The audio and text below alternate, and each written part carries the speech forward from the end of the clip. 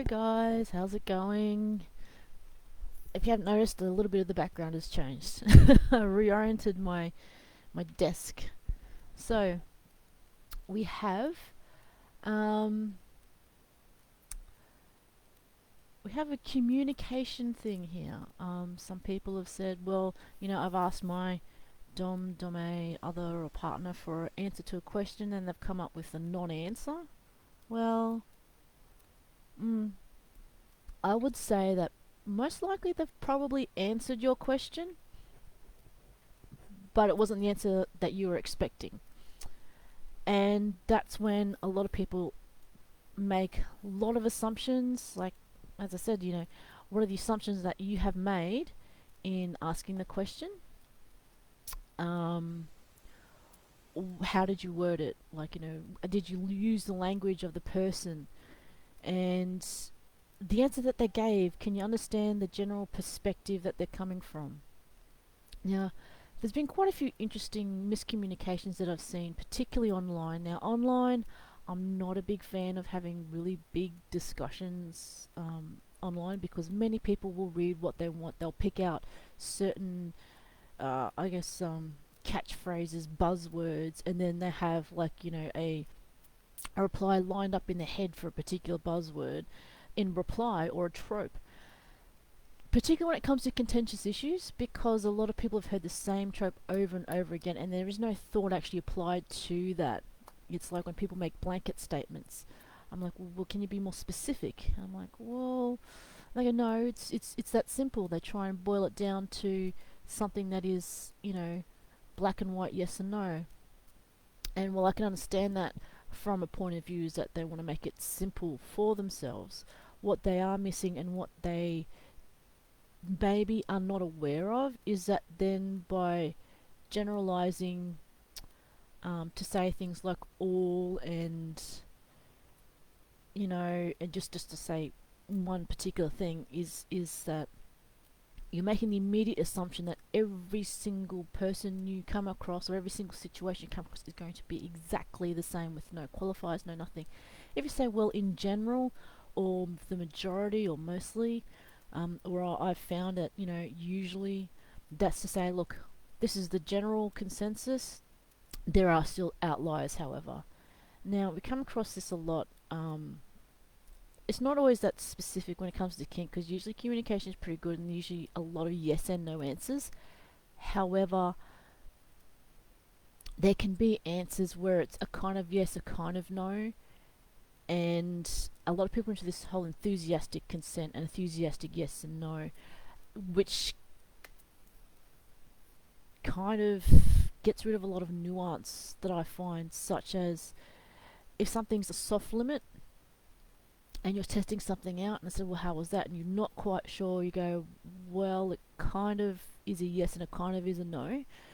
So that in the mind, it's like, well, let's delve into it further now. I wonder why some people can't apply that into general communication as well, such as, say you're making an omelette, you've been tasked to make an omelette, and you present the omelette, and then you ask your partner, sort of, okay, how was that? And they go, well, it's not the way I would have done it. Now then you're going, okay, well, are you going to immediately take offense at that? Given that small reply, you could say, well, okay, well, how would have done it? As an example to clarify. Or will they say, like, that's not how I would have done it, I would have done it this way. But then you've got to understand, like, they might not want you to do that in the way that they did it. So then you've got to also ask, so would you like me to do it that way now, or is that fine the way it is? And to say, well, no, it's fine the way it is. Or if you say, can I improve by doing it the way you do it, or the way you prefer to do it, is a lot more of a specific question. If they start going, well, no, that's not what I said, well, then you just keep asking for clarification. And for a lot of people that say, you're not being clear, you've got to understand also where that person is coming from. Sometimes I say, no, I don't understand what you're talking about. And sometimes it's just, I'm not getting it. And I've said that many times when someone's describing something to me in different positions, and it says, "Oh, do you get what I mean?" I said, "No, I was with you up until this point, and then I couldn't visualize or understand what you're talking about." So then at that point I said, "Well, can you draw me a diagram, or can we go to the actual place where physical things are so I can see things moved around?" Sometimes talking in complete abstracts is not a good thing. And in talking in theoreticals, um, a lot of theory can be applied, but again, sometimes until you actually come up against something actually tangible and more specific, it can be hard for people to understand. Such as sometimes when people ask me a specific question, like someone asked a question online to do with math and writing. So, are you more of a math person or are you more of a language person? And they came up with this, there was a rabbit and they saw a giraffe going to a water hole, and on the giraffe there was this and that. And he goes, so how many, are going to the water hole? And everyone's come up with these answers and stuff, and I was like, what the heck is a rabbit doing in Africa? And people are like, well, what? I said, well, you've got a rabbit. You said you've got a rabbit. And then you've got lions and tigers and giraffes and elephants. And the only place other than a zoo that I can think of where they'd all be going to a water hole would be in Africa. Now, a rabbit is not indigenous to Africa. Hares, jackrabbits maybe? I don't know. But an actual specific rabbit is usually endemic to Europe. Or native to Europe. Or originally comes from Europe. So I'm like, well, that's kind of what you're dealing with here. And people are going, oh, I didn't think of that. So having to explain that to some people, it's can be difficult the way you think. But also is when you're asking a question, being specific in what you are asking, not just in blanket statements. Like something can be straightforward and direct and simple, but not specific. And something can be really complex but very specific. And something can be complex but not straightforward, and all the various iterations of that. So when you're thinking and you're not getting the answer that you're looking for, or that you expect, you've got to ask yourself, why was I expecting that answer? Why was I expecting that explanation? What were my expectations? Were my expectations a definite yes, a definite no, or an enthusiastic yes, or a hell no? And if it's kind of in between, how am I going to delve into this further? And how am I going to ask and explain and all that? And keeping in mind, a lot of things in text, they don't convey emotions and the situation, and a very lot of different, like 90% of the communication is lost in text, which is where I find sometimes reading older books and novels and stories and all that, I find most interesting, because they convey different emotions and feelings to what modern day novels and stories actually do. And they can be really hard to read, but it's also an exercise in your neuroplasticity. Can your brain adjust to communicating with people on different, I wouldn't say spectrums, but different backgrounds, education levels, literacy levels, comprehension levels, I should probably say. It's more like the comprehension levels.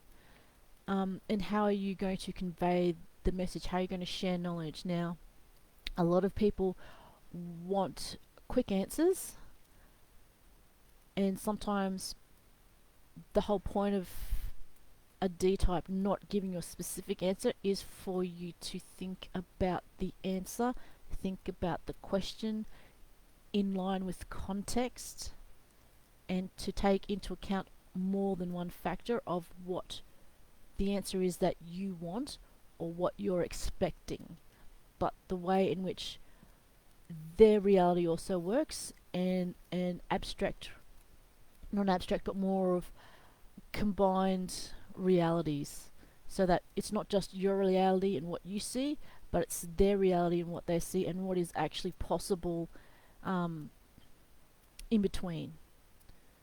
I think that sounds kind of complex for a Wednesday, but The basics are pretty simple. The application, maybe not so much. It's, what answers were you expecting? Um, what's the context? Um, how have you phrased it? Can you see from their point of view what that is? Can you paraphrase it so that they also understand and you understand as well? Sometimes it means adjusting your terminologies and phraseologies and getting rid of all the tropes and actually thinking more about where a particular person is coming from. And that can be quite difficult for some people. So they end up just being dismissive, using tropes, and just saying, well, then you're just wrong. And that's not the case, because someone's opinion, thoughts, and feelings can't be wrong, because it's unique into them and their own experience and growing up. So when people say that's wrong, that basic premise is wrong, I'm like, well, unless it's proven beyond no shadow of a doubt that it's wrong and not just your opinion, then it cannot be wrong. It might be inaccurate, it might not be the same as what your morals match up with and what you think of is right and wrong. That doesn't mean that they're wrong, but some things can be, legal, illegal, wrong on a moralistic or ethical standpoint. But again, for some people, like you do studies, and some people, no matter what they do, they think that they're right all the time, and their brain will adjust to try and accommodate their thoughts and thinking and that opinion. Anyway, that's enough. I don't know if I got everything completely through to people about communication. I might be lacking a bit in communication there. But to bring it back down to basics, it's the same as with communication anyway. Think about your target audience, think about the message you want to convey, think about the terminology you're going to use, and the questions you want. What are the expectations that you have, expectations of your audience, and are you also willing to listen to what is going to be said and comprehend? Some people can listen and not comprehend. Anyway, that's it for today. I'll catch you guys later. Bye.